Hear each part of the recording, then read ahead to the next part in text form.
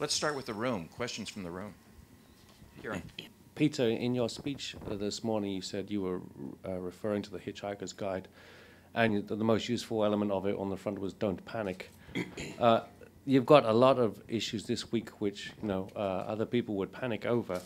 To my mind, there's a letter from the U.S. government which was asking you not to approve the applicant guidebook this meeting and suggesting that you had broken the affirmation of commitments. There's the issue about .xxx, which may or may not come up. There's the Accountability and Transparency Review Team, which has reviewed a key element of the affirmation, and they've come up with various recommendations. There's the relationship that you share with the GAC, which is obviously crucial, particularly with the IANA contract that ICANN relies on coming up next year. And there was a letter from the Olympic Committee threatening to sue ICANN if ICANN didn't provide it with special exemptions for .Olympiad, et cetera, in the GTLD process. So with all those listed, my question broadly is, how much of those do you expect to be able to resolve this meeting? How much of them do you expect to resolve at all? Well, thanks, Kieran. The don't panic message was really light-hearted. Let's be clear about that.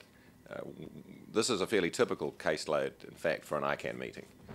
Every time we come together, these meetings, there's a great concentration of taking advantage of the fact that the global community is meeting to discuss internet issues, and so a great long list is usually put together. And this meeting is not really that much different.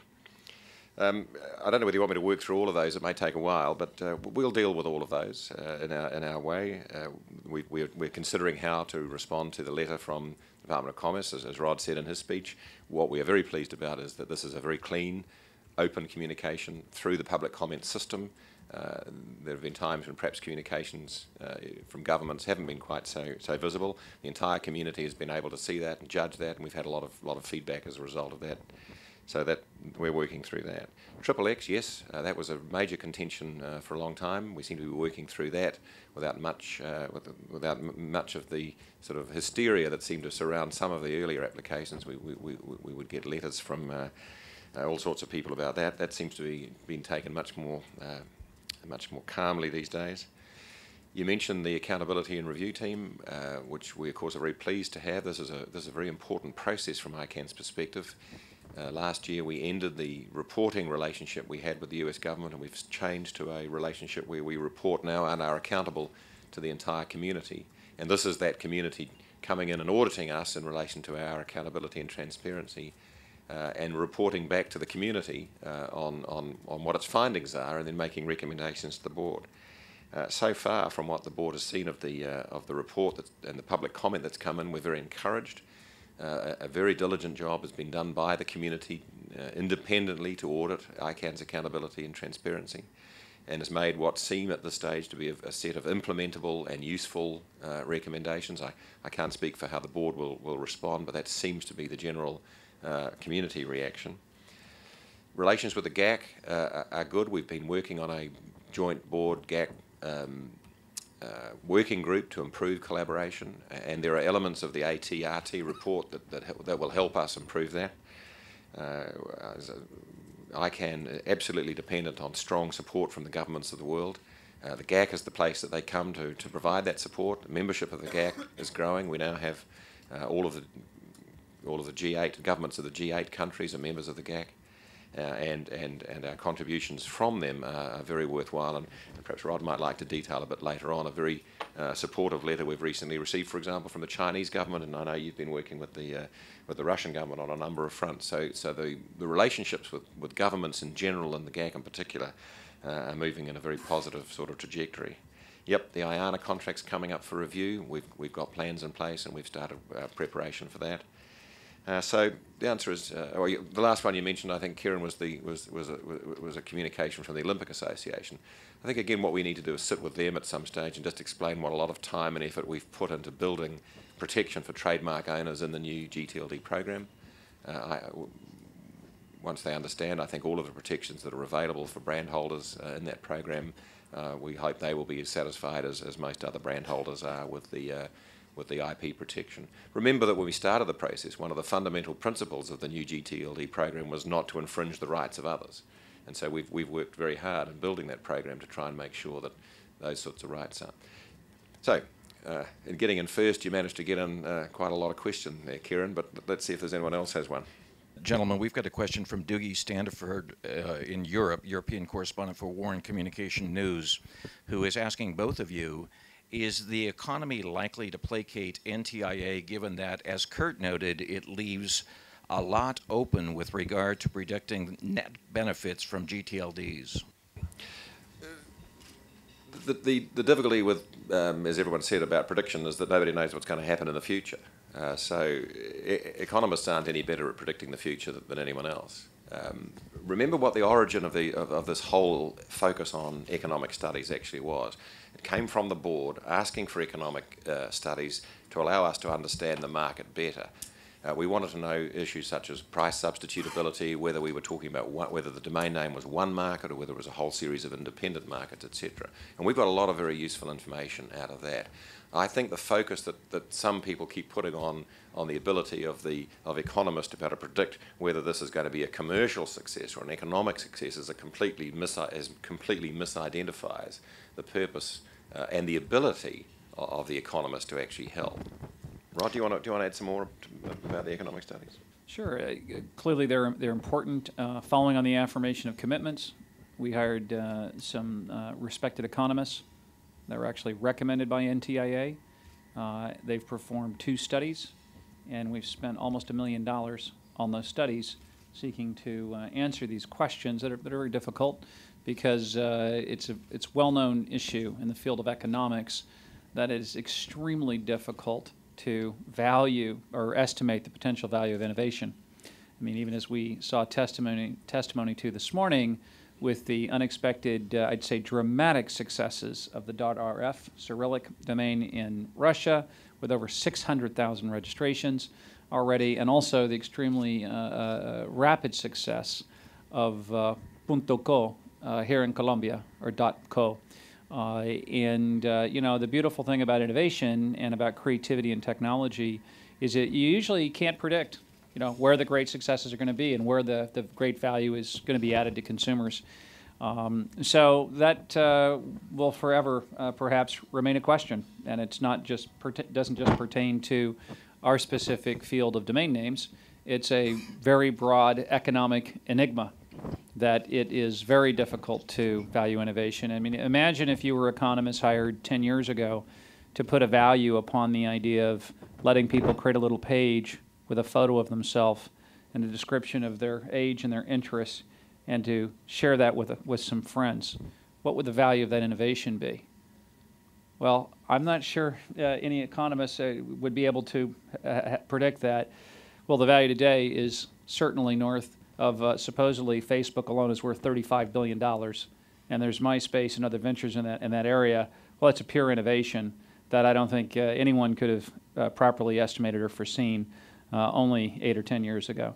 So the same is true across many areas of technology and internet. So we look forward to continued discussions on this topic, but there will be no end of economic studies in any field. But I think that these studies do provide some contribution to the discussion and clearly the analysis of the board. And just to add to that, Rod, I think what I thought was interesting today also about those statistics from the Russian Federation is that they're all domestic, which puts paid to this myth that there's going to be a flood of defensive registrations for trademark protection in all of these new top-level domains. Almost all of those Russian Cyrillic ones are just simply local people wanting to get onto the internet using a Cyrillic domain name. That's right. The operator shared with me, Peter, that 97% of the registrations are domestic. 97%. So that's a pretty amazing figure, showing the demand inside other countries for their own language script and for new instances of TLDs, in this case, the .rf TLD. Buenas tardes. Mi nombre es César Sabogal de la Agencia Francesa de Prensa. Quiero preguntarle, esta reunión de Cartagena se da en medio de un escándalo mundial frente al tema de Wikileaks. Quería saber si su posición o su postura con respecto a este tema, hoy que se habla también del tema de seguridad en la red. There's a very simple answer to the question on WikiLeaks, if I may, and that is that we have no involvement. We're a global coordinator for the root zone of the internet and for policies of the domain name system. We have neither the authority nor the technical capacity or operational capacity to take down domain names. That is an issue that's left to governments who can make those decisions and who can issue instructions, legal instructions, to registries or registrars. So we had nothing to do with this instance. We had no special knowledge of it. Rod, by way of follow-up to your answer on that, we have a question from Europe here from an independent journalist who says, have you been, picking up on what you just said, have you been actually asked to take a position against it, against the takedown, by A, government or governments, or B, from those who might think ICANN should prevent registries from taking down sites for national law reasons? We've had no request from any government.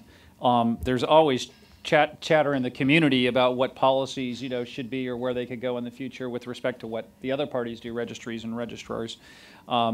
We've had no communication with any governments on this issue. Another question from the room. Kevin Murphy, I'm freelance. Question for Rod on the Department of Commerce letter. Your recent statements about it seem to suggest that you're taking the letter as just one of many community inputs rather than as a result of the special relationship that you have with the US government. So I was wondering if you could provide a bit more clarity there. Sure. As we expressed in the speech this morning, we were very appreciative of the fact, and as Peter even mentioned early in the remarks in this press conference, very appreciative of the Department of Commerce submitting their comments and their thoughts openly and transparently. And those were posted by the Department of Commerce under the new GTLD program, public comments. And that is an appropriate place for any party to post their comments. And so we appreciate their doing that. And obviously, along with other inputs that we receive, we will duly consider it. And again, we appreciate the fashion in which it was handled. I don't know, Peter, if you want to contribute any thoughts. Well, I suppose just to point out that the independent review of our performance under the accountability and transparency, under the affirmation of commitments in relation to probably the most important element of the AOC is the accountability and transparency conceptually. And that report is about to come out. So I think that's something that we'll look forward to as a partial support for that. The other thing that was related, so we're sort of trying to unravel exactly what the letter, we're considering our position and how to respond to that at the moment. And part of what we're doing is sort of teasing out the different parts of the letter, some of which seem to relate to affirmation issues and some of which seem to relate to the new GTLDs, and then they're sort of linked. So we're just working through that. Follow-up from Doogie. Will there definitely one way or another be a vote on new GTLDs this week? Well, I'm not sure how the board is going to deal with that. We've said in public we are concerned about allowing sufficient time for parties to consider things like the economic report. That's reasonably new information that's come in relatively recently in the process. The public comment period closes on the same day as the board vote. We are being updated daily as a board by very good efforts from staff. And it's up to the board really whether it feels that it's had sufficient time and whether the community's had sufficient time to digest all the material up to that date. I'm pretty sure we could make a substantial number of positive votes about aspects of the process. The crucial one that the community is waiting for, of course, is the start date. And I'm not quite sure where the board will be on that at this stage. Getting back to the letter from the U.S. government, there were several clear assertions in it, which I wondered if either of you would be willing to respond to. One is the U.S. government said they felt it would be unrealistic for you to approve the guidebook. And the second was it listed 3 issues that it felt were unrealistic. And it said that it felt that you had breached the affirmation when it listed the 3. You know what the 3 are, I won't go into them. My question is, do you feel it would be unrealistic, and do you feel that you have breached the affirmation of commitments? First is I don't believe the word breach appears in the letter, but perhaps we can read that again, and it certainly I don't believe it's been interpreted as such on our side. You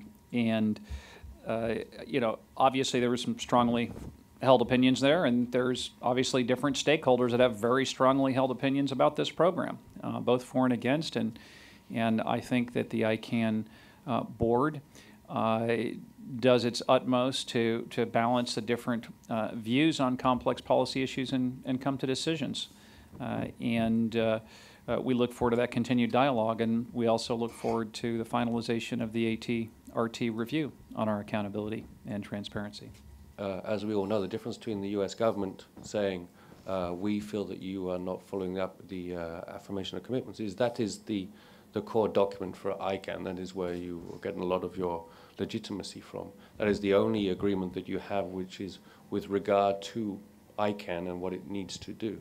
So when one of the signing parties says, we feel you have broken it, are you able to say, well, we don't feel that we have, or are you able to say, we will look at whether we have? Again, I don't believe the word broken appears in the letter, and I think that it's feedback that we'll consider, and we'll either respond to directly or respond to more broadly as a part of the input provided on the new GTLD program. But thank you. I'd like to just push back on the concept that we derive our legitimacy from a single document with a single government. I mean, I think that's completely untrue. ICANN derives its legitimacy from doing its job and from doing its job properly. One of our jobs, of course, is running the IANA function, which is crucial to internet operations. We've got written confirmation from most of the consumers, if you like, of that service that say they are very happy with the way ICANN is running that service. That's where we get our legitimacy from the CCTLD managers, from the GTLD registries and registrars, from all the people that come to ICANN. And you look at the ceremony this morning, it's all those people who voted to come to this meeting and participate in this week of policy debate. That's what gives ICANN its legitimacy. We can terminate, either party can terminate the AOC agreement with the United States very, very, very, very easily. Not at all suggesting that we would, but it's got to get its importance in context. It's a very powerful document because what ICANN does is declare to the world, not to the United States government. Those commitments are to the community, that we will operate openly and transparently, that we will perform in a particular way, and that we will, carry out those commitments. That's the power of the document, but it's not a method of conferring legitimacy on it. What gives us our legitimacy is the way we live up to those commitments. We have a question about IPv6. Basically, ICANN has made no secret that it would like to advocate wide expansion of IPv6. Economics seem to be a factor in the expansion of IPv6. Would you both address that? First, many of the members, the way addresses are allocated is the ICANN IANA function has a allocation process of working with the regional internet registries in 5 regions around the world.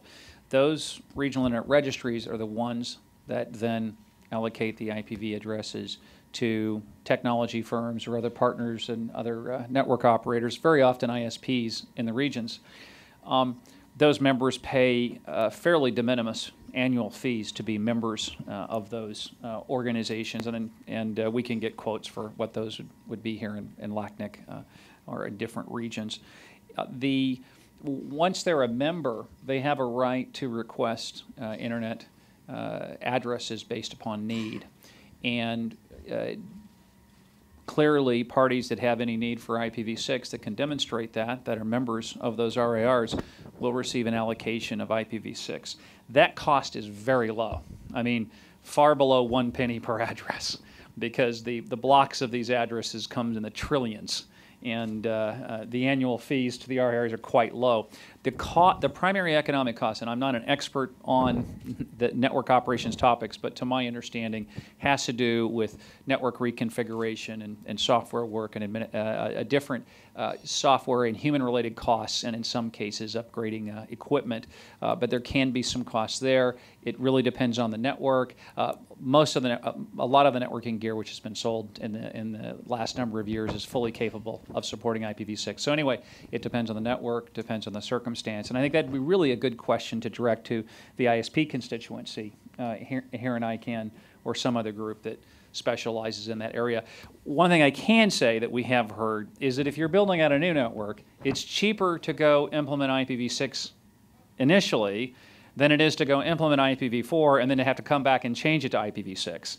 Because then you make an initial investment in configuration, and then you have to go back and reconfigure again. So that's at least that's an old saw that I'm told is if you're building a significant new network, start with IPv6 in the first place. But again, that depends on the individual operators and what they deem best.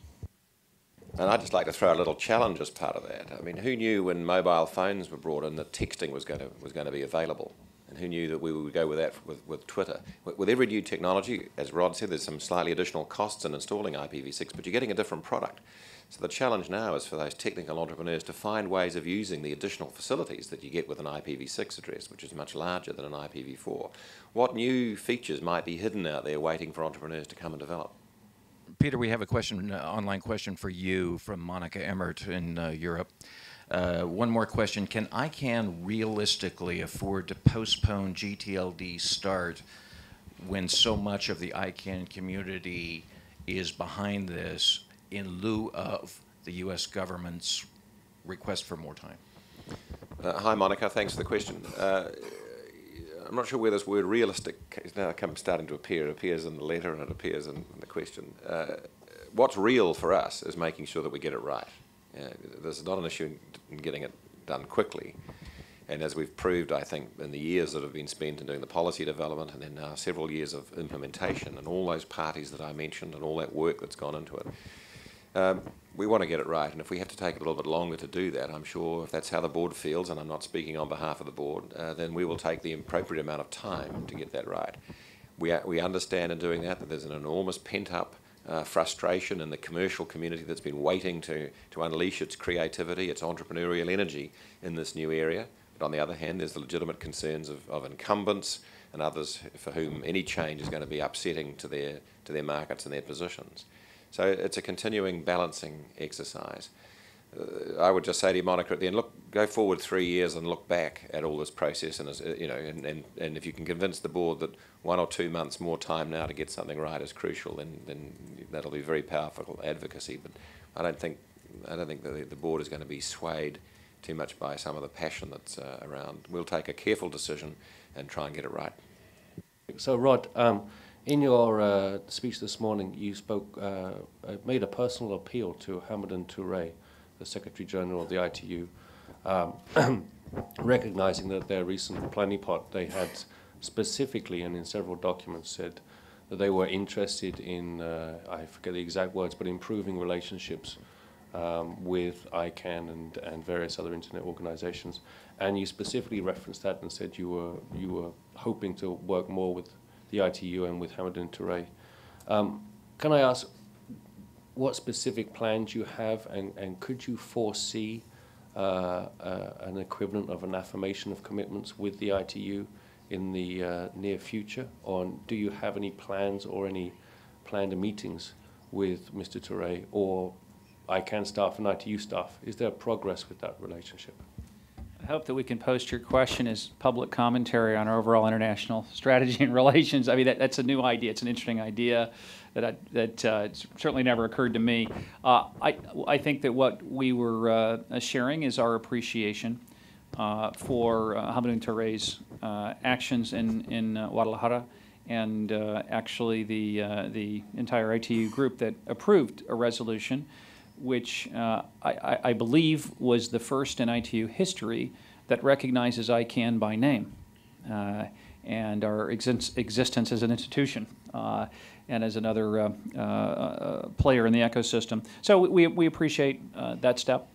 And we have many different touch points with the ITU. The ITU has a seat on our nominations committee. The ITU has a seat on our governmental advisory committee. And the ITU, on a rotating basis, also has a board liaison seat on our ICANN board of directors.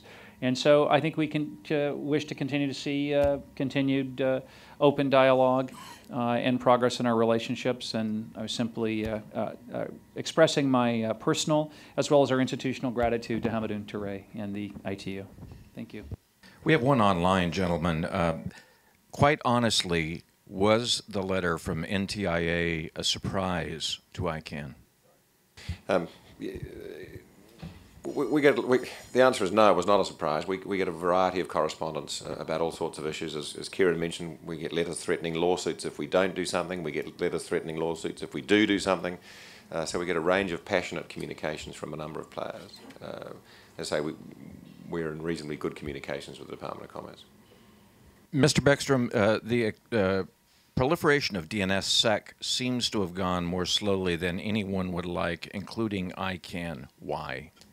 That's doesn't correspond with our own impressions. I think we're extremely pleased. I mean, to have 50 DNS signed top-level domains into the root already in less than 6 months, I think is pretty phenomenal. It's pretty excellent progress. There is some real technical work that has to be done by the registries to implement that technology. And it's important work that needs to be done with care for the security and stability of the Internet itself. And we're very encouraged by the progress. And as we mentioned this morning, we've been informed by VeriSign that they intend to sign the top-level domain for .net this week. .org has already signed, or PIR has already signed the .org zone. And .com has been announced for March. Those three alone are roughly well over 100 million domain. It's the TLDs that exist over more than half the second-level domains in the world, which certainly means, and plus the 50 that have been signed, there's plenty of opportunities for the second-level parties to sign their zone once those pieces are in place. So we're actually encouraged by the progress. Thank you for the question. We have one more question from Monica. Why has the ICANN board chosen to deregulate cross-ownership? Well, for a number of reasons that are partly set out in the resolution that we passed when we made that decision, and more of the board's thinking is going to be included in other minutes, etc. from that. The reasons are largely that there is no observable or provable justification for creating separation. The reason we got to separation is historic. It related largely to the monopoly that existed in relation to .com and really had very little application in relation to other TLDs without the market power of .com. So the more we analysed that, and again took legal and commercial advice, listened to the community debate, the eventual conclusion was that this was an artificial constricting device that was not really appropriate for general application to all new TLDs. And what's interesting, I think, since that decision is there's been no criticism that I have seen of the decision itself. I haven't seen anybody come forward and attempt to try and argue that that was the wrong decision. All of the focus seems to have been on the way the board made the decision, because we have had to step in with some reluctance because of the inability of the community itself to do that. There was just too much vested interest, too difficult for the parties currently in the GNSO to break the deadlock themselves about how to do that. And that seems to be the more interesting topic of discussion, is the fact that the board, after asking the GNSA to develop a policy and then giving them time to do it, then had to step in and do it. So I guess we're reasonably pleased that the decision itself seems to be reasonably well accepted by the community. On .xxx, you specifically resolved to ask the GAC to come back to you because you were you wanted it to provide greater clarity on what its views were on .xxx, and you specifically stated in the resolution that you wanted those to conclude for this meeting. Is the implication that therefore that if the GAC does not say we do not want .xxx, that therefore you will have a vote on it? Is that the correct timeline? Well, we haven't actually asked the GAC that question, and I'm not sure the GAC's going to come back with a view saying we don't want XXX. The questions we've gone back to the GAC about relate to the advice that they gave in a number of publications and occasions in the past. Some of them were questions, some of them came from individual members of the GAC rather than the GAC itself. So we've gone back to just clarify what exactly did the GAC mean back in the Wellington communique of 2006 when it said this, and so forth. So the reason, what we wanted to try and achieve by Cartagena was to clarify that advice, and then under the bylaws, if we think we are about to do something, or if in fact we do something and don't follow GAC advice, we're obliged in good faith to try and negotiate or mediate a resolution of the difference between what the board wants to do and what the GAC has advised. So it was trying to go through that process as quickly as possible, clarifying their position, seeing what kind of mediation might be achieved. It's not any attempt to rush the .XXX decision. It's to try and get the parties' position clear in relation to advice. If the GAC gets back to you and says, we don't believe you are breaking our advice if you approve .XXX, will you then feel that you should have a vote due to the process that's been going on for a while? Yes. As soon as we can bring that project to a conclusion, we will. And at this stage, what seems to be the only major issue to be resolved is exactly what the GAC advice was and is in relation to that. Once that's sorted, then we'll be able to put that to a normal vote. We have a follow-up to your comments on DNSSEC. Is the .ARPA signing solved? I don't have specific. Our vice president of our ANA group is nodding her head that yes. So I'm happy to say that .ARPA signing issue is solved. Is the very existence of, or expansion of the new GTLDs at risk because of the U.S. government letter? No, it's not at risk because of the government letter. The government letter is one more factor that we will be taking into account very carefully, as we do with all public comment in relation to that particular project. So one final call for questions. Very good. Gentlemen, thank you very much. Thank you, Brad. Thank you, ladies and gentlemen. Thank you.